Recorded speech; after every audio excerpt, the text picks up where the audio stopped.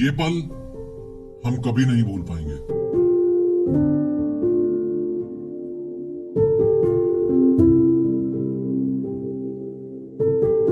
Okay, but wait, क्या चंद्रयान 3 में सच में ऐसे चेंजेस हुए हैं कि ये दिन हमें दोबारा ना देखना पड़े? उतार चढ़ाव आते रहते हैं और जब मैं देख रहा था कि अब कम्युनिकेशन ऑफ हो गया, मैं देख रहा था आपके सारे चेहरे एकदम से हो गए। Let's find out.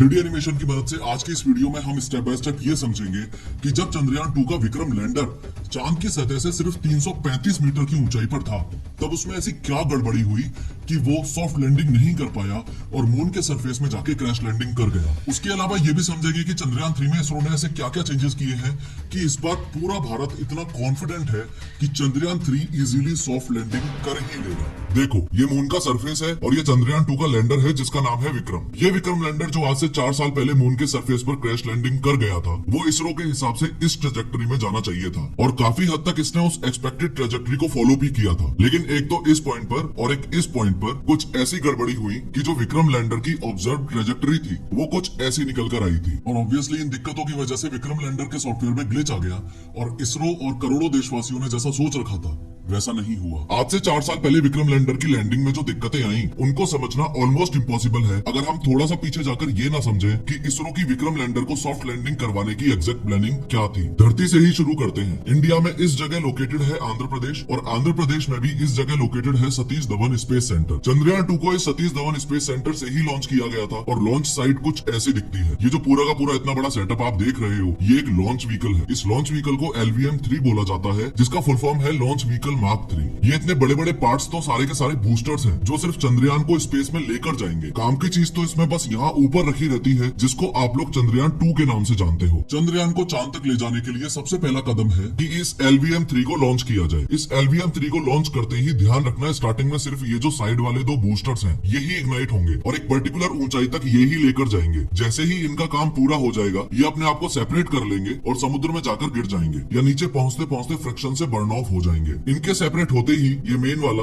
L110 second stage rocket ignite हो जाएगा और अब आगे की जर्नी इसके भरोसे ही होगी। ये चंद्रयान को स्पेस में लेके जाएगा और कुछ समय बाद चंद्रयान की जो कवरिंग थी वो भी सेपरेट होकर गिर जाएगी। फिर ये जो सेकंड स्टेज वाला बूस्टर अभी तक सवारी करवा रहा था कुछ समय बाद ये भी हटके अलग हो जाएगा और अब जिम्मेदारी C-25 third stage rocket booster पर आ जाएगी। ये थर्ड स्टेज रॉकेट बूस्टर भी एक पर्टिकुलर डिस्टेंस तक चंद्रयान की हेल्प करेगा, उसके बाद ये भी अलग हो जाएगा। इन शॉर्ट कहने का मतलब ये है कि अब हमारे पास सिर्फ काम की चीजें रह गई हैं। एक तो ये विक्रम लैंडर जो चांद के सरफेस पर लैंड करता अगर ये चंद्रयान 2 मिशन सक्सेसफुल होता तो, और दूसरा है ये ऑर्बिटर। खैर लॉन्च व्हीकल के सारे पार्ट से सेपरेट होने के बाद अब बारी है ऑर्बिटर की। ऑर्बिटर अपने सैटेलाइट पैनल्स को ओपन करेगा और अर्थ के चारों ओर चक्कर काटना शुरू कर देगा। चंद्रयान 2 हो या चंद्रयान 3 हो, एक शब्द ऐसा है जो आपको बार बार सुनने को मिलेगा और वो शब्द है मैन्यूवर। इसका सिंपल सा मीनिंग ये होता है कि चंद्रयान की ऑर्बिट में या लैंडर में जो ये रॉकेट थ्रस्टर्स लगे हुए हैं रोटेशन करने में इनकी हेल्प ली जाएगी और ये ऑर्बिटर उस पाथ पर रहने की कोशिश करेगा जो इसरो ने इसके सॉफ्टवेयर में फीड किया है। इस कॉन्सेप्ट को और ढंग से समझना है तो ऐसे समझो कि ये अर्थ है और ये मून है और LVM-3 के या रॉकेट बूस्टर्स के सारे पार्ट्स हटाने के बाद जो लैंडर और ऑर्बिटर यहाँ तक पहुंच चुका था वो अब कुछ ऐसा पाथ तय करेगा। ध्यान से देखो कि अर्थ की ऑर्बिट में घूम घूम कर कैसे चंद्रयान अर्थ से डिस्टेंस बढ़ाता जा रहा है और एक पॉइंट ऐसा आएगा जब ये अर्थ के ऑर्बिट को छोड़कर मून के ऑर्बिट में एंटर कर जाएगा। उसके बाद मून के चारों तरफ घूमता रहेगा और डिस्टेंस को कम करता रहेगा तब तक गोल गोल घूमता रहेगा जब तक 100 किलोमीटर बाय 100 किलोमीटर के ऑर्बिट में नहीं पहुंच जाता। चूंकि डिस्टेंस बराबर है इसलिए 100 किलोमीटर बाय 100 किलोमीटर का सर्कुलर ऑर्बिट होगा। तो जिस मैन्यूवर शब्द की हम बात कर रहे थे उसका मीनिंग यही है कि थ्रस्टर्स और सॉफ्टवेयर की मदद से ये ऑर्बिटर अपने आप को ऐसे पोजीशन करता रहेगा कि इसरो जिस रास्ते और जिस जगह इसको ले जाना चाहता है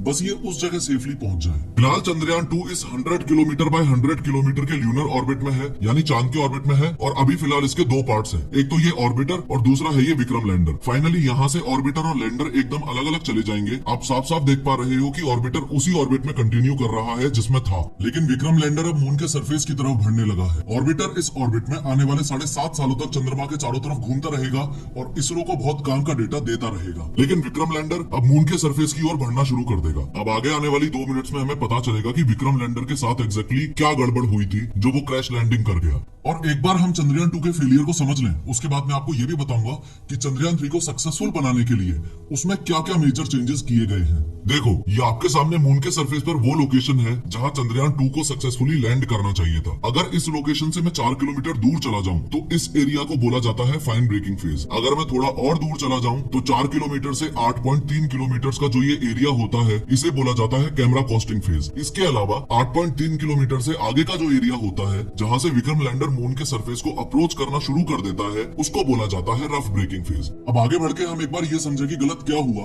उससे पहले एक बार इस चीज पर नजर मार लेते हैं कि चंद्रयान 2 के साथ अगर कुछ गलत ना होता तो वो कौन सा रास्ता अपनाने वाला था। देखो, एक्सपेक्टेडली चंद्रयान 2 इस ट्रैजेक्टरी को फॉलो करने वाला था। रफ ब्रेकिंग फेज की स्टार्टिंग में वो कुछ ऐसा होता, फिर रफ ब्रेकिंग फेज के एंड तक आते आते वो अपने आप को 55 डिग्रीज रोटेट करके थोड़ा सा सीधा हो जाता। फिर वो एंटर करता कैमरा कॉस्टिंग फेज में। इस फेज के दौरान जहां उसे लैंड करना है, मून सरफेस के उस पोर्शन की फोटोज लेता और उनको एनालाइज करता। इस कैमरा कॉस्टिंग फेज के एंड होते होते ये अपने आप को थोड़ा सा और सीधा कर लेता और फाइन ब्रेकिंग फेज में एंटर कर जाता। और सबसे लास्ट में फाइन ब्रेकिंग फेज की एंडिंग आते आते ये अपने आप को वर्टिकल कर लेता, यानी एकदम सीधा कर लेता। इसके ये चारों बूस्टर्स बंद हो जाते और सेंटर वाला यानी 5वां बूस्टर चालू हो जाता जो अभी तक बंद पड़ा था। इसके बाद विक्रम लैंडर को स्लोली नीचे जाना था और अपनी सेफ लैंडिंग करवानी थी। लेकिन ऐसा कुछ हुआ तो नहीं।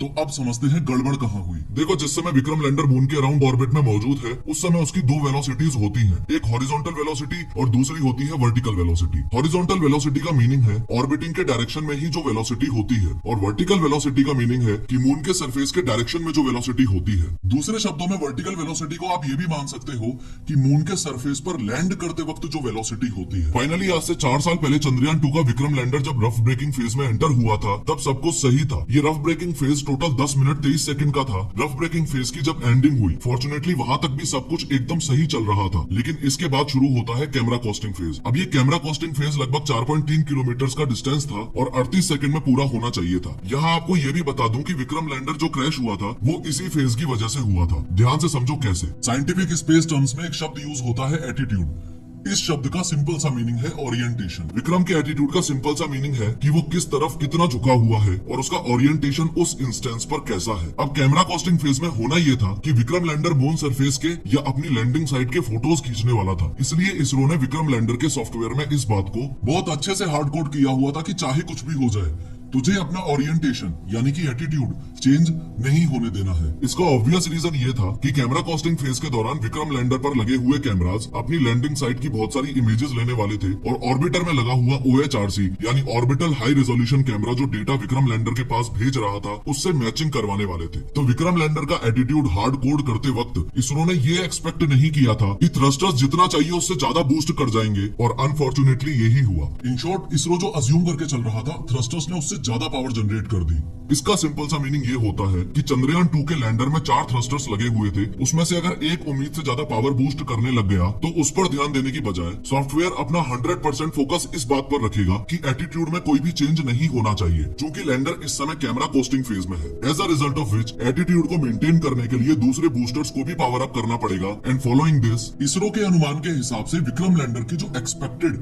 हॉरिजॉन्टल और वर्टिकल वेलोसिटी थी उसकी धज्जियां उड़ जाएंगी और अनफॉर्चुनेटली ऐसा ही हुआ। विक्रम लैंडर के कैमरा कॉस्टिंग फेज के एंड तक आते आते एरर्स इतने ज्यादा एक्यूमुलेट हो चुके थे कि सब कुछ हमारे हाथ से बाहर जा चुका था। दूसरी लिमिटेशन विक्रम लैंडर की ये भी थी कि फाइन ब्रेकिंग फेज के स्टार्ट से एंडिंग के बीच में जो लैंडर एकदम सीधा हो जाना चाहिए था वो संभव नहीं था, क्योंकि इसरो ने दूसरी चीज जो हार्ड कोड कर रखी थी वो ये थी कि चाहे जो भी सिचुएशन हो लैंडर 10 डिग्रीज पर सेकंड के हिसाब से ही रोटेट करेगा, उससे ज्यादा नहीं। ओवरऑल सिचुएशन ये थी कि फाइन ब्रेकिंग फेज का तो कोई भी हिस्सा विक्रम लैंडर अच्छे से पूरा कर ही नहीं पाया और ऊपर से कैमरा कॉस्टिंग फेज की एंडिंग आते आते इतने ज्यादा एरर्स एक्यूमुलेट हो चुके थे और स्पीड भी इतनी ज्यादा गड़बड़ हो चुकी थी कि टाइम कम होने की वजह से विक्रम लैंडर तेजी से लैंडिंग साइट को अप्रोच करने लगा। और जिस समय विक्रम लैंडर की स्पीड सबसे कम होनी चाहिए थी उस समय लैंडिंग साइट को अप्रोच करने के लिए विक्रम लैंडर की स्पीड सबसे ज्यादा थी। तो सॉफ्ट लैंडिंग की उम्मीद तो हम वैसे भी नहीं कर सकते थे। तो एट द एंड ये जो फाइनल एक्सपेक्टेड लैंडिंग साइट आप देख रहे हो इससे 810 मीटर की दूरी पर विक्रम लैंडर क्रैश लैंडिंग कर गया और मून के साउथ पोल पर सबसे पहले सॉफ्ट लैंडिंग करने का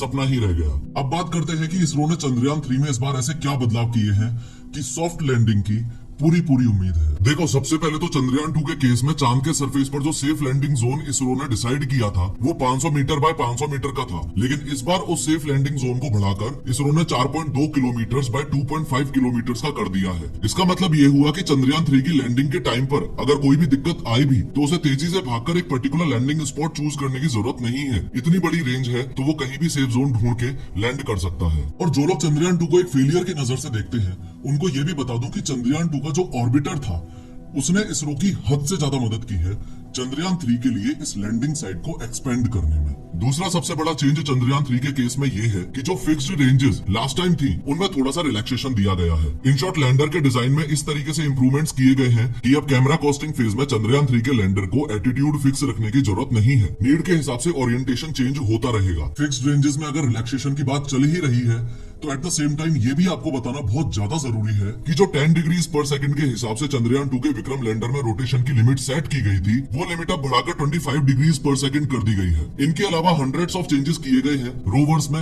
लैंडर्स में, सॉफ्टवेयर अपग्रेड करके, हार्डवेयर एंड डिवाइसेस अपग्रेड करके एक्सेट्रा। कुल मिलाकर अगर देखा जाए तो चंद्रयान 2 और चंद्रयान 3 दोनों ऑलमोस्ट सेम है। दोनों का मिशन तो कंप्लीटली सेम है ही। एक बहुत बड़ा जो डिफरेंस है वो इस बात का है कि चंद्रयान 2 में एलवीएम के पार्ट्स हटने के बाद लास्ट में जो मून के ऑर्बिट तक गए थे उनमें से एक ऑर्बिटर था और एक लैंडर था। लेकिन इस बार बस ऑर्बिटर नहीं जाएगा, क्योंकि ऑर्बिटर तो हम पहले से ही भेज चुके हैं और वो चांद के चारों तरफ चक्कर लगा भी रहा है और इसरो को काम का डेटा दे भी रहा है। अब विक्रम लैंडर अकेला तो मून के 100 किलोमीटर बाय 100 किलोमीटर के ऑर्बिट में नहीं पहुंच पाएगा, इसलिए इसरो ने यूज किया है ये प्रोपल्शन मॉड्यूल। ये propulsion module 100 kilometre bye 100 kilometre के ऑर्बिट तक जाएगा और पिछली बार की तरह आगे का सफर विक्रम लैंडर को अकेले ही तय करना पड़ेगा। अगर सॉफ्ट लैंडिंग हो जाती है तो स्टार्टिंग के 3 या 4 घंटे तक विक्रम लैंडर यूं ही खड़ा रहेगा और रोवर तब तक बाहर नहीं आएगा। सॉफ्ट लैंडिंग करने के बाद में विक्रम लैंडर अपनी हेल्थ चेक करेगा और उसके बाद खुद के पेलोड्स को डिप्लॉय करेगा। फॉर एग्जांपल, इस तरीके से instrument for lunar seismic activity यानी ILSA को डिप्लॉय करेगा and after predefined checks Vikram lander के इस तरीके से फ्लैप्स ओपन होंगे और रोवर मून के सरफेस पर लैंड कर जाएगा। सक्सेसफुली चांद की मिट्टी को स्टडी करेगा, चांद पर वाटर आइस की खोज करेगा एक्सेट्रा। साथ ही आपको ये भी बता दूं कि रोवर की लाइफ सिर्फ 14 दिन की है, वो इसलिए क्योंकि ये सोलर पावर्ड है। इसका मतलब जब तक चांद पर दिन रहेगा तब तक ही ये रोवर स्टडी कर पाएगा, उसके बाद नहीं। और ये तो हम सबको पता ही है कि अर्थ पर 14 दिन चांद के 1 दिन के बराबर होता है। खैर, इस वीडियो पे क्लिक करके ध्यान से समझो कि यूनिफॉर्म सिविल कोड इंडिया में इंप्लीमेंट होना चाहिए या नहीं।